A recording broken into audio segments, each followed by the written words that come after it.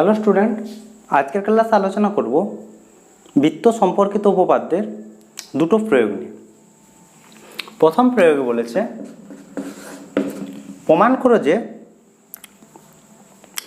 বেসেই বৃত্তের বৃহত্তম যে বেসেই হচ্ছে বৃত্তের বৃহত্তম তাহলে আমরা যে কোনো একটা ধরে নিচ্ছি, যে কোনো ধরছি mn, যে কোনো জায়গায় তোমরা ধরতে পারো mn, আর বৃত্তের ব্যাস সমান ধরছি, বৃত্তের ব্যাস সমান হচ্ছে এসি। ঠিক আছে, এটা আর হচ্ছে বৃত্তের কেন্দ্র। তাহলে লেখাগুলো তোমাদেরকে পরে বলে দেবো যে এইভাবে তোমরা লিখবে। এখন তোমরা বুঝে নাও যে কীভাবে প্রমাণ করতে হয়। ঠিক আছে, তাহলে ও কেন্দ্রীয় বৃত্তের ব্যাস হচ্ছে এসি আর যে হচ্ছে mn। আমাদের প্রমাণ করতে হবে এসি গ্রেটার দেন mn, এটা আমাদের প্রমাণ করতে হবে। এই প্রমাণের জন্য আমাদের একটা অঙ্কন করতে হবে, কি যে mn এর উপর যে কোনো একটা লম্ব অঙ্কন করতে হবে। আমরা এখানে লম্বটা অঙ্কন করছি mn এর উপর ওডি লম্ব, আর ওএম যুক্ত করতে হবে। তাহলে অঙ্কনের ক্ষেত্রে আমরা কি লিখব যে mn এর উপর ওডি লম্ব অঙ্কন করা হলো, ও ও ও আর এম যুক্ত করা হলো। ঠিক আছে, এটা হচ্ছে আমাদের অঙ্কন। এরপর প্রমাণ, এরপর হচ্ছে প্রমাণ। প্রমাণটা দেখে নাও যে এটা বলতে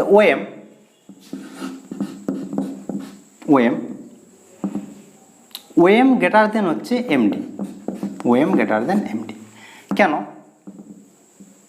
তার কারণটা হচ্ছে ওএম গ্রেটার দেন এমডি। তার কারণ এই ত্রিভুজের ক্ষেত্রে এখানে লিখে দিই ত্রিভুজ ও ডিএম, এই সমকোণী ত্রিভুজে, এটা একটা সমকোণী ত্রিভুজ কারণ এখানে 90 ডিগ্রি কোণ উৎপন্ন হয়। তাহলে এই সমকোণী ত্রিভুজের ক্ষেত্রে এটা হচ্ছে লম্ব, এটা লম্ব, এটা ভূমি, আর এটা হচ্ছে অতিভুজ। তাহলে অতিভুজ সবসময় বড় হয়, তার জন্য হচ্ছে ওএম গ্রেটার দেন এমডি হয়েছে। এখান থেকে আমরা লিখতে পারি ও এ গ্রেটার দেন এমডি। তার কারণ কি? ওএম আর হচ্ছে ওএম আর এম, এটা হচ্ছে ওএম আর এটা হচ্ছে এম, দুটোই কি বৃত্তের ব্যাসার্ধ। তাহলে সাইডে লিখে দেবে যে OA is equal to OM হচ্ছে বৃত্তের ব্যাসার্ধ, বৃত্তের ব্যাসার্ধ। ঠিক আছে, এরপর বোথ সাইড হচ্ছে কি হাফ, 2 দিয়ে গুণ করা হচ্ছে। তাহলে যদি 2 দিয়ে গুণ করি তাহলে আমরা কি পাবো? ও AC greater than, both side যেহেতু 2 দিয়ে গুণ করা হচ্ছে কোনো সমস্যা নয়, তাহলে এমডি হয়েছে। তাহলে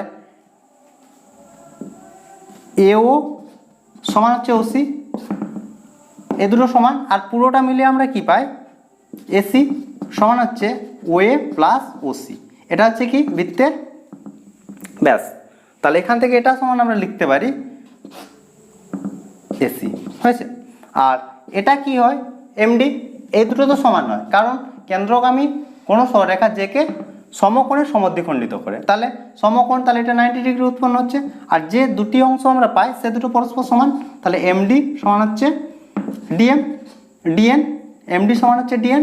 তাহলে এখান থেকে আমরা বলতে পারি যে ডিএন সমান হচ্ছে এমডি প্লাস ডিএন। ঠিক আছে, তাহলে আর যেহেতু দুটো সমান, তাহলে এটা সমান আমরা লিখতে পারি 2md হয়েছে। তাহলে এখান থেকে এসি গ্রেটার দেন হচ্ছে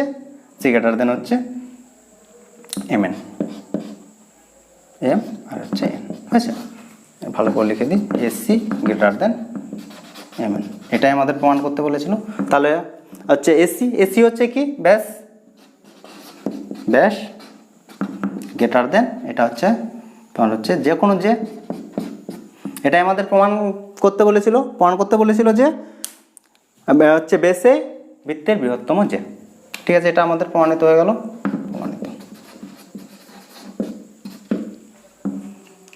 প্রথম প্রমাণের লেখাটা তোমরা একটু লিখে নাও।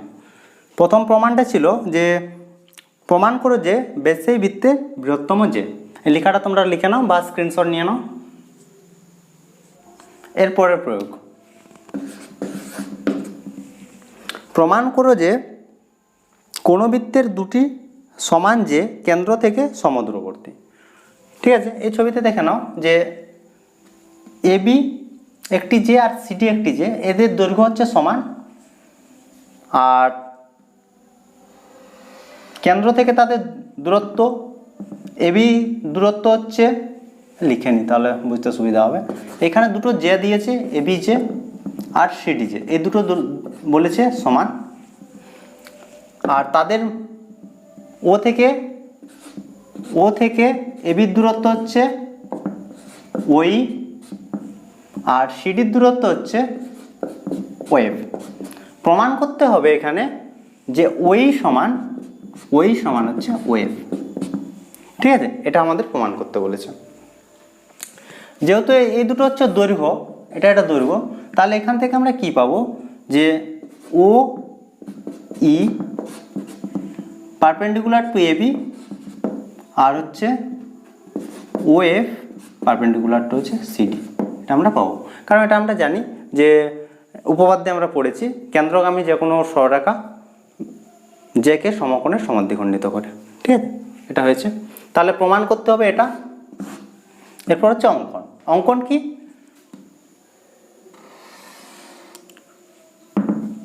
ও এ যুক্ত করা হলো, আর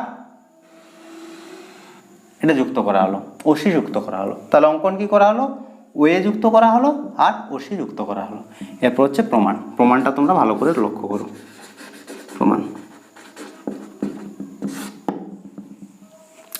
আমাদের সবসময় মাথায় রাখতে হবে যে আমাদেরকে কি প্রমাণ করতে হবে। ঠিক আছে, তাহলে এখান থেকে কি কি পাওয়া যাচ্ছে দেখো, যে এই দুটো হচ্ছে পারপেন্ডিকুলার, এটার সঙ্গে এটা সমান। তাহলে ওই পারপেন্ডিকুলার টু এবি, আর হচ্ছে ওএফ পারপেন্ডিকুলার টু হচ্ছে সিডি। ঠিক আছে, তাহলে এটা যদি হয় তাহলে এখান থেকে আমরা কি বলতে পারবো যে এটা যদি লম্ব হয় তাহলে এটা হবে এই সমান হাফ অফ এবি। কারণ এক্ষুনি বললাম যে কেন্দ্রগামী কোনো সরলরেখা জেকে সমকোণের সমাদ্বিখণ্ডিত করে এটা। আর একই রকমভাবে এখান থেকে আমরা পাবো সিএফ সমান হাফ অফ সিডি। হয়েছে। আমাদের দেয়া আছে যে এবি আর সিডি পরস্পর সমান, কারণ সমান যে বলে দিয়েছে প্রথমে এবি সমান সিডি। তাহলে এখান থেকে আমরা কি বলতে পারবো, যেহেতুটা সাইডে লিখে দিচ্ছি, এই সমান হচ্ছে সিএফ। তার কারণ হচ্ছে এই দুটো সমান, এখানে লিখে দিচ্ছি এবি সমান হচ্ছে সিডি। এটা হচ্ছে যেহেতু বা প্রদত্ত। হয়েছে। তাহলে এই দুটো আমরা পেয়ে গেলাম কি সমান। হয়েছে। এরপর এই সমকোণী ত্রিভুজ আর এই সমকোণী ত্রিভুজ থেকে আমরা কি পাবো দেখে নাও। সমকোণী ত্রিভুজ ও ই সি ও ত্রিভুজ ও ই এ, এই দুটো সমকোণী ত্রিভুজ থেকে আমরা পাবো কোণ ই সমান হচ্ছে কোণ এফ। তার কারণ দুটোই 90 ডিগ্রি। হয়েছে। আর ও এ সমান হচ্ছে ওসি।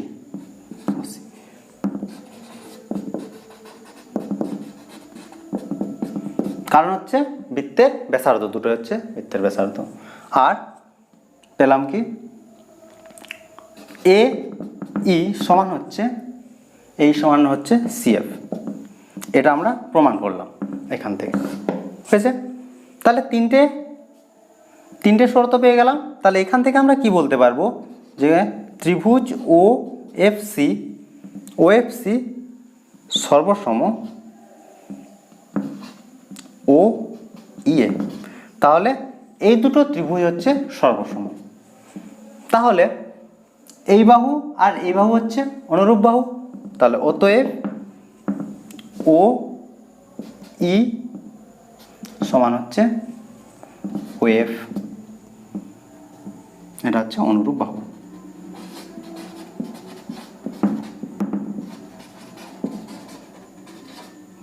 এটা হচ্ছে অনুরূপ বাহু। আর এটাই আমাদের প্রমাণ করতে বলেছিল।